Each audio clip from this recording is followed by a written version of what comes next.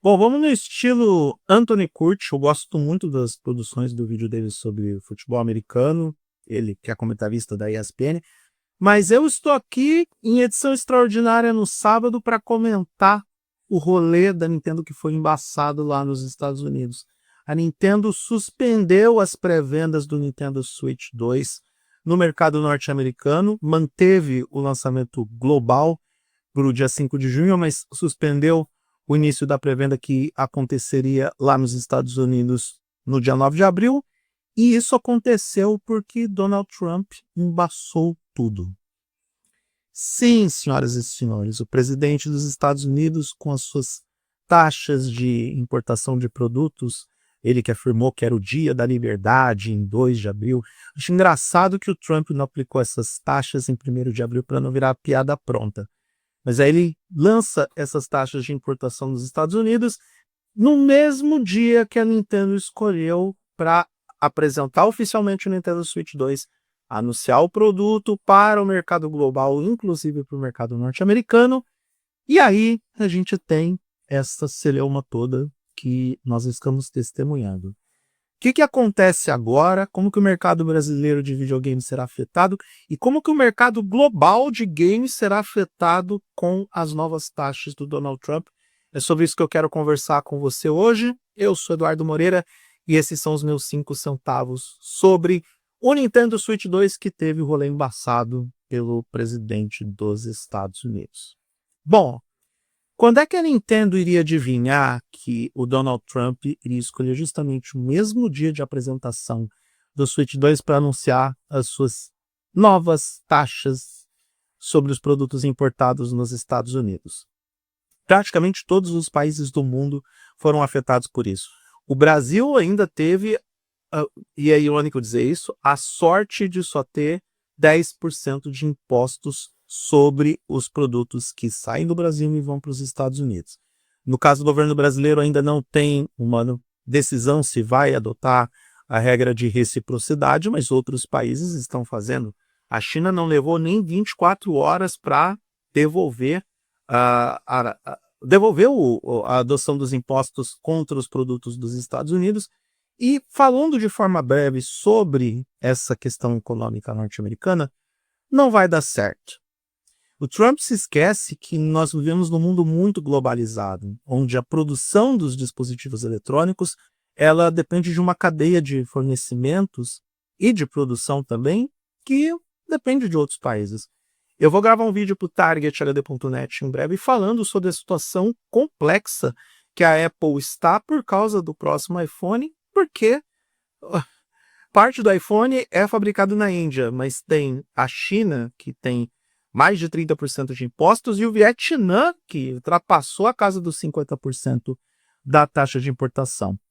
No caso específico do Nintendo Switch 2, a taxa de importação, e se tiver algum problema que eu errar na porcentagem, eu coloco um crédito no vídeo, mas está na casa dos 25%. Todo produto que vem do Japão e desembarca nos Estados Unidos paga 25% de imposto. E a Nintendo deu a falta de sorte de anunciar o preço do Nintendo Switch 2, $449 sem cartucho e $499 como bundle do Mario Kart World, de fazer esse anúncio no dia que o Japão recebe 25% de impostos. E é óbvio que o Nintendo Switch 2 não é fabricado nos Estados Unidos. Ele consta como um produto importado, tanto que ele é mais caro nos Estados Unidos do que no Japão.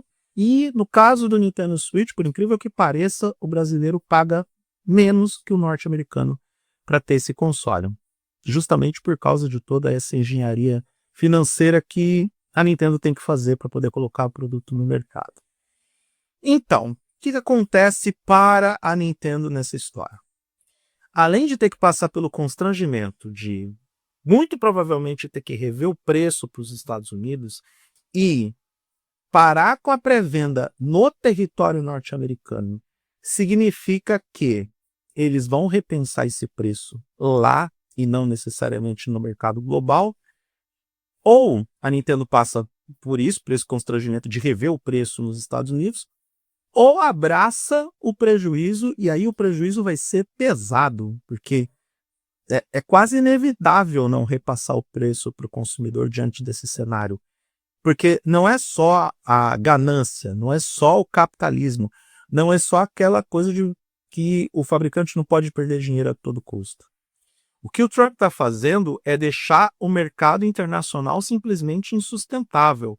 Vários fabricantes de diferentes setores, e eu estou falando mais de tecnologia porque, ao que tudo indica, vai ser o setor mais afetado, mas ah, alimentos, fornecimento de equipamentos de diferentes áreas, a indústria automotiva, porque agora a gente descobre que para você ter os carros nos Estados Unidos nos preços que eles custam, vários componentes passam para o México, vão e voltam para o México o tempo todo, tanto na matéria-prima quanto na produção desses componentes.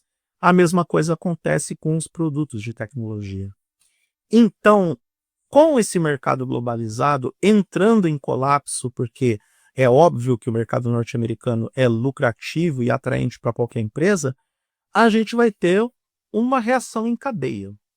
Basicamente isso.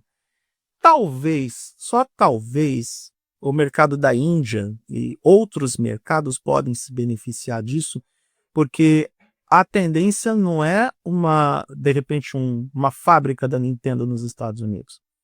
Talvez a Nintendo faça como a Apple fez, que é buscar outros países para produzir o Nintendo Switch. E, quem sabe, driblar esse esquema de protecionismo do Trump, oferecendo um produto que é fabricado, que vem de peças de países que têm uma taxa tributária menor ou com impostos de importação menores para o mercado norte-americano. Por enquanto, é um problema que afeta especificamente aos Estados Unidos. Brasil, o gamer brasileiro, tem nessa história toda uma boa notícia. Boa notícia entre aspas, porque obviamente que esse produto será importado. O Brasil, com o preço que é cobrado aqui da Nintendo, os parceiros brasileiros são muito eficientes e a gente deve ter produção nacional do produto que acaba amortizando esse preço. Mas pensando em outros produtos que vêm dos Estados Unidos ou que a cadeia de produção passa pelos Estados Unidos, e se a gente tiver, obviamente, um aumento dos impostos desses produtos, a gente vai ter, a médio e longo prazos, problemas sérios, tanto no setor de tecnologia de um modo geral, mas principalmente no setor de videogames, porque a gente depende de uma Microsoft, por exemplo, para trazer os jogos do Xbox para cá, os componentes, os acessórios, não tanto a fabricação, porque a Microsoft tem fabricação local, mas o efeito em cascata, o efeito dominó dessa decisão do Trump já começa a ser sentido, já tem reflexos, e ali a gente já tem como a primeira grande vítima, mas a primeira empresa que teve que parar para repensar o plano foi a Nintendo, e com isso o rolê do Nintendo Switch 2 foi embaçado lá nos Estados Unidos. Não estou dizendo que o mesmo não pode acontecer aqui no Brasil. Acho importante a gente ficar de olho nos movimentos, porque a gente tem, de novo, como eu disse, um mercado globalizado. Mas a gente já tem as consequências de toda a bagunça que o Donald Trump está fazendo. Uma bagunça que, de novo, é burra.